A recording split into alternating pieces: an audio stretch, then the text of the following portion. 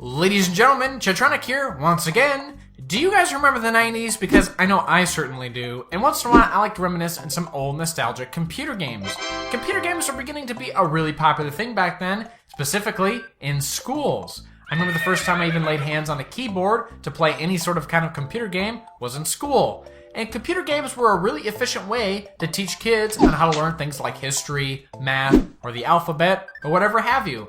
So it was becoming to be a really successful marketplace that was booming, and Nintendo themselves wanted to even cash in on it. So with them and Interplay, they pooped out this gem, Mario Teaches Typing.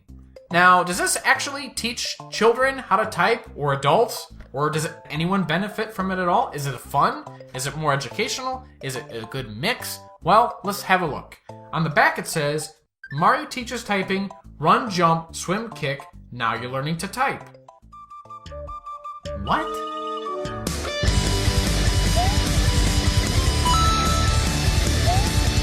I'm learning to type! I'm learning to type! I'm learning to type! I'm learning to type! I'm learning to type! I'm learning to type! I'm learning to type! I'm learning to type! I'm learning to type!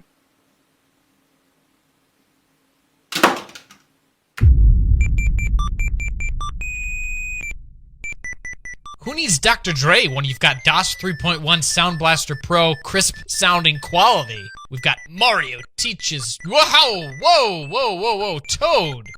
What's going on with your face? What's going on with this face? Welcome to Mario Teaches Typing! Okay. Sir, I don't know who you are, but that is not what Mario sounds like. That's not the voice of Mario. Who is that?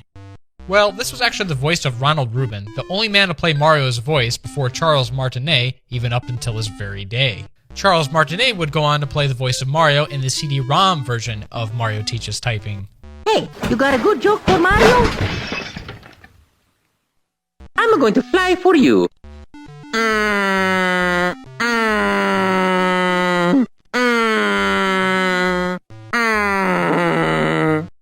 Yeah, no, that's cool. I didn't need to sleep tonight or anything like that. Or it just... So without any further ado, we're just going to go ahead and hop into the first level here.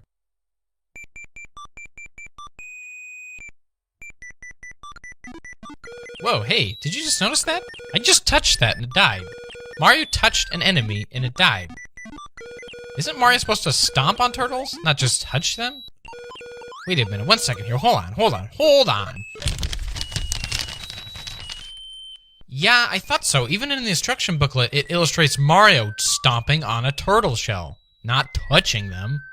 The stages don't complete under the requirement of reaching a certain destination or traveling a certain distance. They kind of just abruptly end whenever you reach a certain time limit, which if you're not paying attention, can be pretty unexpected. And for whatever reason, I must have did so well because I got a fireworks show that lasted almost 5 minutes at the end of the first level. I'm not even going to cut it just to show you how long it is.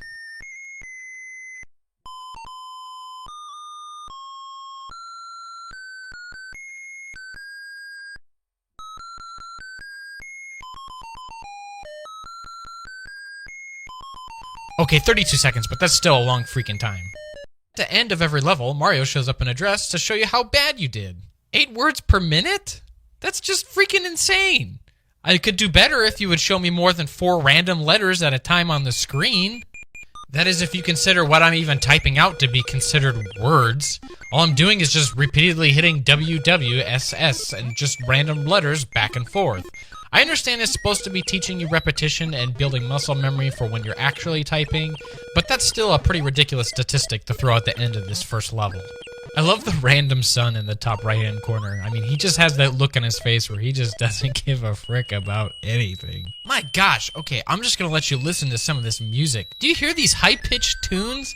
It's supposed to be the Super Mario World Overworld theme, but man, it just kills your ears.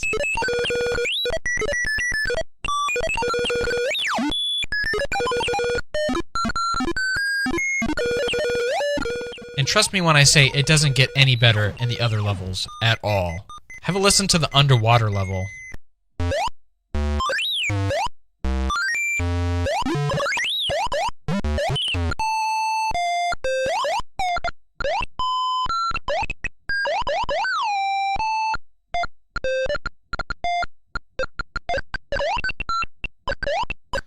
even call that music? I know that the MS-DOS Sound Blaster card is a pretty limited technology, but still, you wouldn't have to have it be so blatantly annoying and going on constantly with bleeps and blips and going into the stratosphere as far as how the high some of the tones go.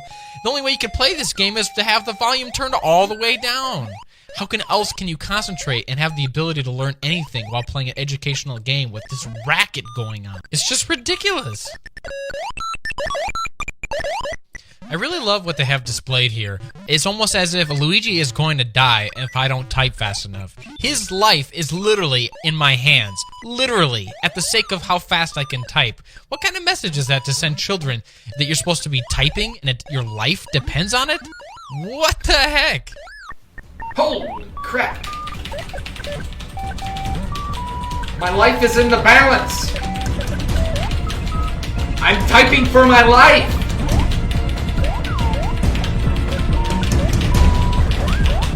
It's intense! It's intense! Violence! Typing!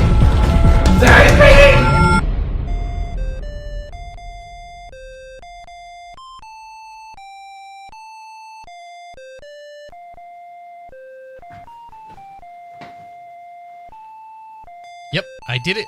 I did it. You saw it. You saw it. That's right. Champion. The third level in the game is more like your typical Mario Castle-like level, with some interesting twists, like chrome warp pipes and quicksand? Okay. Quicksand. What? Why is quicksand here? Why is quicksand in a castle? Nintendo, why is there quicksand in this castle? Nintendo. Why is there quicksand? Has certainly been in a Mario game before. We're just more used to seeing it in a more familiar setting, like a desert-themed world or a desert-themed level. Not necessarily in a castle, but we'll roll with it for now. They seem to put less effort into the ending of this last stage. You don't get any sort of interesting animation or anything cool like that. You just get a generic screen that says, "Congratulations!" I'm not sure if it's just because it's the last stage in the game or because they got partially lazy. I would have expected to fight someone like Bowser or at least have some sort of an endgame boss. Integrating typing into defeating some sort of boss-like character would have been a really neat idea, I think. The last mode in the game isn't anything severely interesting. It's more or less just a normal typing exercise with the addition of Mario's face slightly changing depending on how many errors you make. Not necessarily anything super exciting. There are surprisingly some really violent undertones to this game. Like, look at this little excerpt here. America became the first country to ever use atomic weapons in warfare. We're talking about warfare in a game meant to teach children how to type? Right after that, even mentions the United States dropping 2 atomic bombs on Japan, forcing the Japanese to surrender. Wow, that's pretty violent, you think, for an educational game that's supposed to be slightly entertaining. You'd think you'd be typing about something like dogs jumping over a fence or cats playing with balls of yarn. No, we're talking about extreme, violent, intense warfare. If I had to make a final summary about the game, I would say that Nintendo and Interplay genuinely gave it their best shot. Trying to make a game that's based around learning to type fun is definitely an intimidating challenge. Besides some interesting visuals here or there featuring Nintendo characters, there's really nothing that benefits for you to have them there. If I had to make a final statement about the game, it would be that they had the right idea of having Mario and his friends as playable characters, putting them on the box, as I'm sure it was a positive draw to get kids to want to play the game. If this, however, was their only objective, I'd say that they accomplished it fairly well. On the other hand, however, if they wanted to make this a genuinely fun game, I would say that they probably failed miserably. Well, that about wraps things up here for today. I hope you guys enjoyed my take on Mario Teaches Typing. If you enjoyed this video, make sure to hit the like button down below and also subscribe to my channel. This is literally my first attempt at a video like this ever, so let me guys know your impressions and let me know down in the comments which game you would like to see me play next. I would be interested to see what you guys would like to see me play. So that wraps things up for here today. I'll see you guys in the next video. Chadtronic signing out.